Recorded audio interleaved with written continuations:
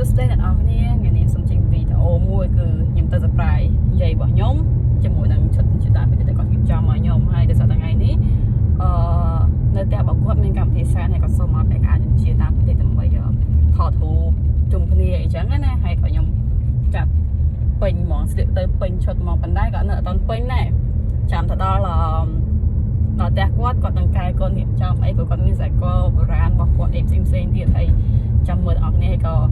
ចាំមើល reaction តាយាយពូមិញរបស់ខ្ញុំអ្នកនរគ្នាដល់ពេលដែលខ្ញុំស្លៀកឈុតហ្នឹងចុះទៅជួបពួកគាត់យាយ